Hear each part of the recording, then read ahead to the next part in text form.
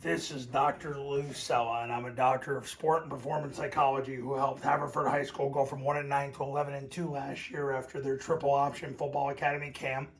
Scobie, Montana went from 2 wins to the state semifinals after becoming a triple option football academy client last year. And Cuesta, New Mexico, with a brand new head coach, never coached varsity football before, won as many games in the last 8 years after becoming a triple option football academy client. So we're going to talk in this video about how alignment leads to assignment. Now, alignment is a lot more than just making sure the spacing is just. It's also putting players in the right spot.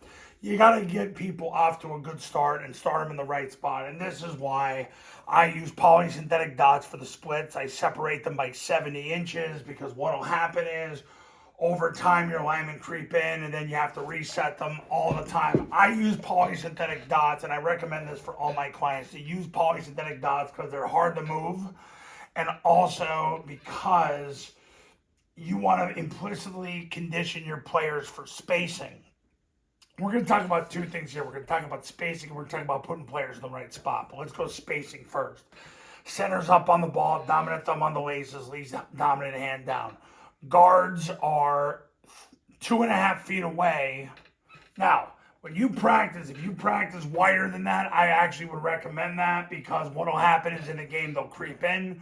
And I learned from the great Ashley Ingram, who's now the head coach of Carson Newman. I learned this back when he was at Navy, that even his military players creep in early in the season. So you have to keep resetting your players. So you're always better off starting wider than tighter. So you're going to have about a 70-inch space here and here and here with your guards, tackles, and receivers. Make sure that the guards and tackles, their dominant hand is at the heels of the center and they're narrower than shoulder width. One major thing I've learned from Air Force over the years is they said that their best players, the one commonality of all of them is they get out of their stance fast. They're able to get out of their stance in a hurry. So if you have a narrow base, you don't have a lot of weight on the hand, the tail's above the head, they can get out of their stance fast. That's what you want with your guards, tackles, and receivers. So that you're going to go 70 inches between the dots. What you really want come game time is a 2.5-foot split there, and a 3.5-foot split there, and a 3.5-foot split there. And that's what you want. You're always better off wider than tighter, because when you run mid-triple, you need to move the read away from the quarterback so he has time to cancel the read and the pitch key with the football. The B-backs, his determination is he's got to get behind the quarterback. I'd start him off at 3 yards. If he's really, really fast, you can move him back. But the average high school B-back, there's going to be basically a 3-yard gap between him and his hand and the center. So, but generally what I've learned over the years, the faster they are, the more you can move them back, and it's amazing how they naturally move back. The key is they got to be into the ball when the quarterback points the ball on zone dive mid-triple. That's vitally important. The A-backs have to be able to touch the tackles with both hands or directly behind them. Yeah, you can move their alignment out a little bit if you run the down or if you run rocket. That's fine. Don't worry about tipping off the defense. Air Force told me years ago we move our A-backs around so we can best execute the play. We don't care what the other team thinks. And he said you'd be surprised how teams really don't pick up on it that much. And if they do, they're overcoaching it. You got to understand what you're throwing at an opponent. You're throwing so many different things at an opponent that they don't really have time to get intimate with where your A-back's aligning, because they're worried about taking the dive to keep the pitch, aligning the heavy, getting beat on verticals. They're freaking, kid getting triple teamed, the quarterback runs. So, yeah, there's a lot going on here for the defense. So don't worry about if your A-back moves out a little bit. All right. So we've got the alignment down. So we know the spacing, the stance, how it all works.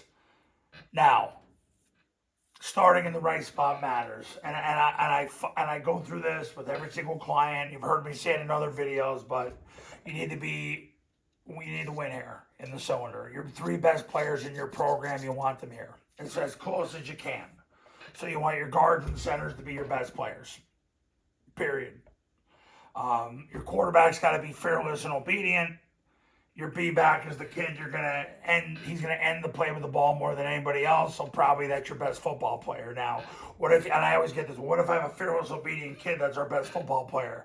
That would trump the B-back position. Fearless, obedient. You cannot run this offense without a fearless, obedient quarterback. If you don't have any in your program, you better teach somebody to be fearless and obedient or call danger mouse because you're freaking screwed. It's like that. You can find fearless, obedient kids. Okay, if I can find them in Maine and Maryland, and I can find them anywhere. Because let me tell you, there's no softer football in this country than Maine. Although I have not yet do a camp in Vermont. They're one of the 3 states I haven't, but Maine is pretty soft, and I had a kid who could do it there. And they're on the testimonial page, and they actually broke the school record for passing yards. So any of those of you who like throwing the ball, hey, it's happened. But your 3 best players go here: fearless, obedient, best football player, after the cylinder, and then you build an A-back tackle receiver. So you got to start in the right spot. So that's alignment. Alignment leads to assignment. You got to get people in the right spot in terms of personnel and spacing and stance and depth. And then you'll get to be leading to an accurate assignment. So alignment leads to assignment, which includes alignment, stance, and personnel. You build your offense in the cylinder. The cylinder wins championships. Go to my testimonial page. You're going to find people who made it work in the cylinder with 150, 160, 170 pound kids. That's what it is. Because fat people get you fired. And you're not going to win with fat people. I've watched it over and over and over and over and over. So, that's how it's going to go. But you're going to really win right here with the cylinder, the fearless, obedient kid, and then your best football player from there. So, and you're going to go, well, do I put my best football player here or here? You find the 3 most willing kids to play on the offensive line, you put them there, and then fearless, obedient, then there's your football player. These 5, the difference between 5 and 6 is monumental. It's monumental. I go to so many places and they have their best athlete at A-back. I'm like, that's stupid. Because the A-back's a battering ram who's quick enough to catch a pitch. That's what he is. This is way more important than that. This is way more important than that. Just telling you. So, alignment leads to assignment. So there you go. All right, you ready to become a client? Today's the day. It's like it's time. I got to hire Dr. Cella today. That's the best move you'll probably make in your coaching career. Don't believe it? Go to tripleoptionfootball.com/testimonials. You'll see all the people who agree. Camps are $29.97 to $39.97. The online camps, all you need is an iPhone and a Bluetooth speaker. So if you're complaining about money, I don't have the money, it's $19.97. Freaking max out the freaking credit card because you'll make more money in the long run. You got to spend money to make money, bro. So, camps, $29.97 to $39.97. Online camps, all you need is an iPhone and a Bluetooth speaker. They're $19.97. You do a camp, you get the academy for free. You do the academy by itself, it's $9.97. You call this number today. Right now would be better. 5 minutes ago would be better to become a client. Go to tripleoptionfootball.com if you need more info. I do separate academies and camps for 8-man, 9-man, 11-man. And actually, a week today, I'll be doing an 8-man camp in Kansas. So that's how it works. And I've had 2 9-man clients in the last month. All right. I will see you in the next video.